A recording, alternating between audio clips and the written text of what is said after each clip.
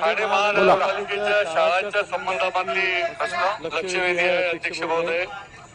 या ठिकाणी अध्यक्ष महोदय जे उत्तर दिलेलं आहे की 34 शाळा आणि 11 बालवाड्यांच्या दुरुस्तीचा प्रस्ताव तयार करून त्यास मंजुरी देऊन निविदा मागवण्यात आलेल्या आहेत. अध्यक्ष महोदय, खरं म्हणजे एक नंबर जनतेची सुरक्षा आणि सुविधा, विद्यार्थी हित आणि शिक्षण हित डोळ्यासमोर ठेवून खरं म्हणजे निधीची तरतूद करणं गरजेचं आहे. अध्यक्ष महोदय, आणि यामध्ये 68 शाळा लागणार आहेत. आता फक्त 34 शाळांची त्या ठिकाणी निधीची व्यवस्था केलेली आहे. माझी या ठिकाणी मागणी आहे की आपण अधिकच्या निधीची तरतूद करावी. अध्यक्ष महोदय, नियमाप्रमाणे बोलायचं. एका बाजूला आपण रंगरंगोटी करता निधी देतो तोही करावा. शाळा हा महत्वाचा आहे भाग आणि त्याच्यामुळे विद्यार्थी कमी होता कामा नये. शाळा मजबूत असायला हव्यात आणि त्यामुळे या ठिकाणी अधिक निधीची व्यवस्था करण्याचा अध्यक्ष महोदय नंबर 1. अध्यक्ष महोदय, या ठिकाणी शाळांच्या बरोबर शिक्षकांचे देखील नेमणूक आवश्यक आहे. अनेक शाळा ज्या आहेत स्वतः या ठिकाणी भेटी दिल्या, काही शाळा ज्या आहेत त्या बिनशिक्षक शाळा आहेत आणि 4-4-5-5 महिने त्या चालू आहेत. केवळ तासिकेवर आपण काही माणसं नेमतो आणि प्रस्ताव शासनाकडे आहे आणि त्यामुळे या संबंधामध्ये देखील आपण हा प्रस्ताव मंजूर करून 200 शिक्षकांची मान्यताची परवानगी मागितलेली आहे. ती लवकरात लवकर देणार का अध्यक्ष महोदय? आणि या संबंधामध्ये या शाळा अधिक सक्षम होण्याच्या दृष्टीने याच्या इमारती असतील, याची कंपाऊंड असतील, या ठिकाणी मुलामुलींना टॉयलेटच्या व्यवस्थेसंबंधी असतील, याच्याकरता अधिकच्या पद्धतीने आपण कुठल्या उपाययोजना करणार अध्यक्ष महोदय, हे देखील आपण उत्तरामध्ये सांगावं.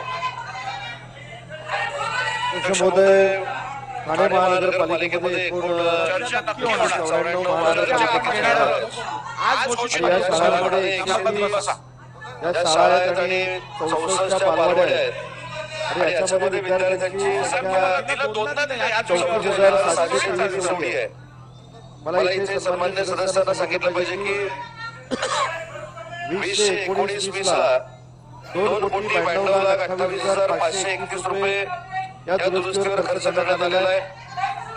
2021 ला 4,23,31,160 रुपये एवढा खर्च करण्यात आलेला आहे.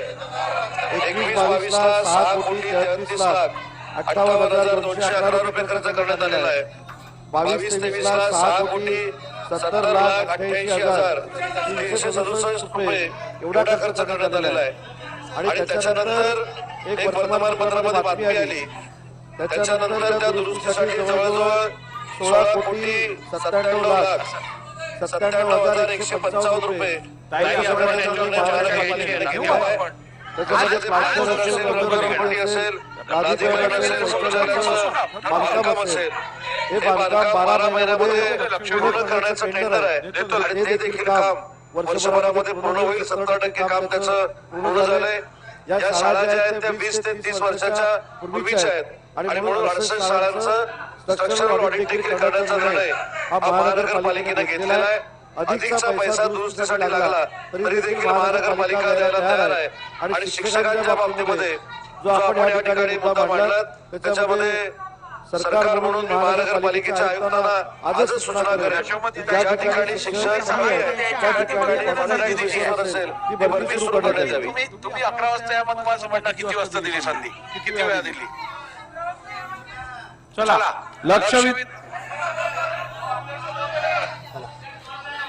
लक्षवेधी बोला. अध्यक्ष महोदय, ठाणे महानगरपालिका हद्दीमध्ये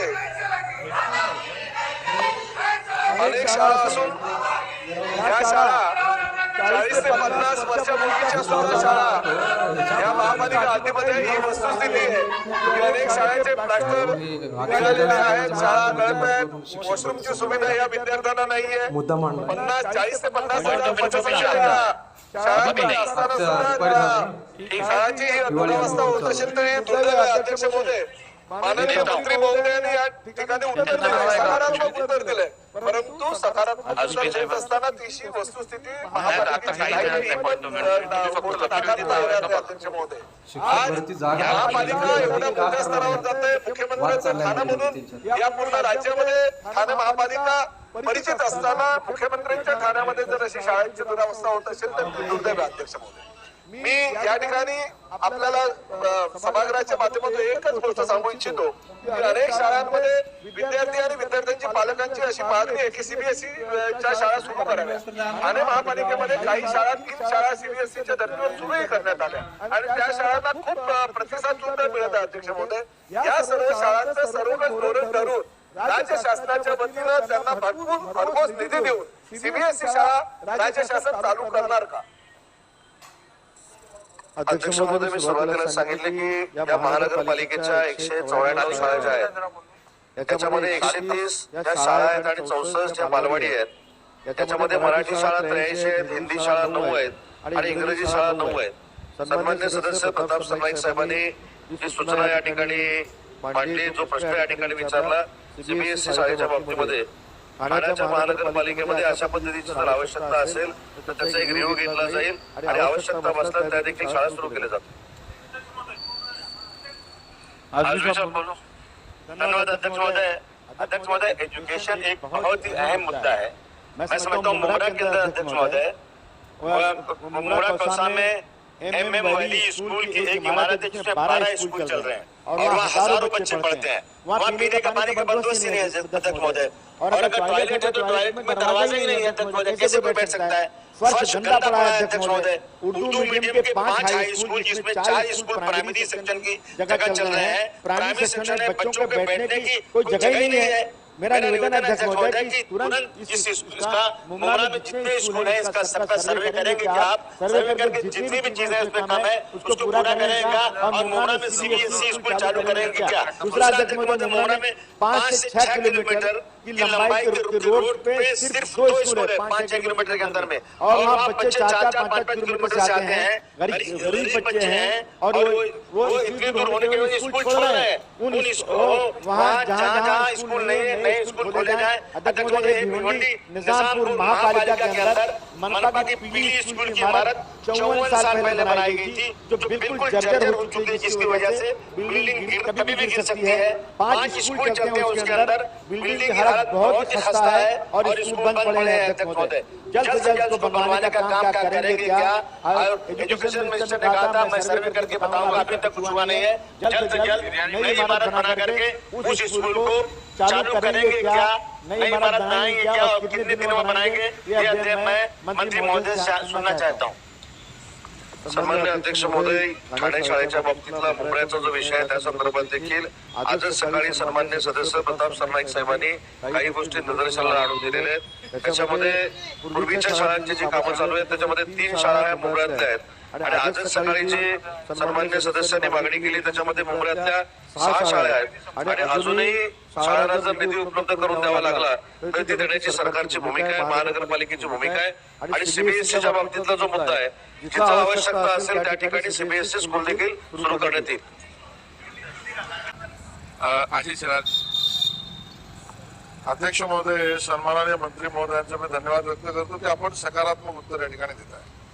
ठाणे महानगरपालिका क्षेत्रातील एकंदरीत शिक्षण विभागाचा किंवा शिक्षणाच्या विषयातला प्राथमिक शिक्षणाच्या विषयातला प्रश्न आहे. आणि अध्यक्ष महोदय, ठाणे महानगरपालिका क्षेत्रातील 93 इमारती मध्ये 194 शाळा व बालवाड्या भरतात. त्यापैकी 34 शाळा व 11 बालवाड्यांच्या दुरुस्तीच्या बाबतीमध्ये आपण सकारात्मक उत्तर दिलं. अध्यक्ष महोदय, खऱ्या अर्थाने ठाणे क्षेत्रामध्ये एक अभिनव प्रयोग सुद्धा चालतोय. ठाणे महानगरपालिकेने जी मुलं रस्त्यावरच असतात, रस्त्यावर दुर्दैवाने जन्मली, रस्त्यावर फुलं बघतात, अन्य काही गोष्टी विकतात, असे जे महत्वाचे चौक आहे जे ब्रिजच्या खाली आजूबाजूला आहे तिथे काम करणाऱ्या माता पिता आणि त्यांच्या मुलांना सुद्धा शिक्षणाकडे ओढलं पाहिजे म्हणून त्या मुलांना सुद्धा सिग्नलची शाळा या अभिनव प्रयोगातून सिग्नलच्या शाळेमध्ये त्या मुलांना सेवाभावी संस्था शाळेमध्ये मुलांना आणून त्यांना शिक्षण देतात आणि त्याचं फॉर्मल शिक्षण परीक्षा वगैरे सगळ्या होतात ठाणे महापालिकेच्या अनुमतीने आणि त्यांच्या परवानगीने. आणि मग वर्ग लागतो, सगळं कंटेनर मध्ये चालतं. आणि बघा अध्यक्ष महोदय, आता ही संस्था सेवाभावी जे काम करते यांना अजून ठाणे महानगरपालिकेच्या मदतीची अपेक्षा आहे. जसं आपण बिल्डिंगला रिपेअर करताय, बालवाड्याला रिपेअर करताय, तसा हा अभिनव प्रयोग जो सिग्नलची शाळा चालते त्याला लागणारे लॉकर, त्याला लागणारं स्नानगृह, त्याला लागणारं उपहारगृह, त्याचे वर्ग हे सगळे कंटेनर मध्ये चालत आहेत. त्यांना अधिकची आर्थिक मदत लागणार आहे, ती ठाणे महानगरपालिकेला करायला राज्य सरकार सांगणार का? सन्माननीय सदस्य आशिष शेलार साहेबांनी सिग्नलच्या शाळेसंदर्भामध्ये जो मुद्दा मांडलेला आहे, आजच्या आज महानगरपालिकेच्या आयुक्तांना निर्देश दिले जातील की अशा पद्धतीच्या शाळांना जे काही इन्फ्रास्ट्रक्चर लागेल त्याच्यासाठी पैसे उपलब्ध करून द्यावे, तसे निर्देश दिले जातील. आणि महानगरपालिकेमध्ये निधीची जर कमतरता असेल तर तिथल्या सन्माननीय पालकमंत्र्यांना देखील विनंती केली जाईल आणि जिल्हाधिकाऱ्यांना देखील स्पष्ट निर्देश दिले जातील की टीपीसी मधून पैसे उपलब्ध करून द्यावे. सन्माननीय सदस्य राम सातपुते. अध्यक्ष महोदय, शिक्षण क्षेत्रातील विषयावरती ही जी लक्षवेधी आहे, आपण शहरी भागातील शाळेच्या विषयात चर्चा करतोय, परंतु शिक्षण विषय असल्यामुळे थोडासा स्कोपच्या बाहेर जरी असला तर माननीय मुख्यमंत्री या ठिकाणी आहेत. आदरणीय दादा, या ठिकाणी आपण पाहतो की ग्रामीण भागातील शाळेला त्या ठिकाणी जिल्हा परिषदच्या ज्या शाळा आहेत, या शाळेच्या दुरुस्तीसाठी त्या ठिकाणी कुठं 30 लाख 40 लाख रुपये निधी भेटतो, परंतु माझ्या मतदारसंघामध्ये आता जवळजवळ 100 खोल्यांची गरज आहे.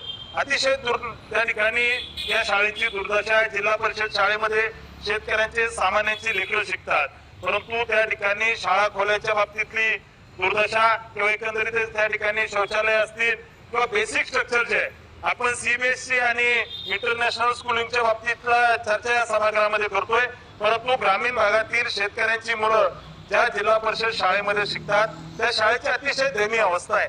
माननीय मंत्री महोदयांना माझा प्रश्न आहे की आपण या ठिकाणी ज्या काही ग्रामीण भागातील शाळा आहेत, आज जर पाहिलं तर ग्रामीण भागातील शाळांमध्ये वस्ती शाळा ज्या आहेत, ज्या ठिकाणी 2-2, 3-3 शिक्षकांची गरज आहे, या ठिकाणी 4थी पर्यंत असणाऱ्या शाळेंना एकच शिक्षक आहे.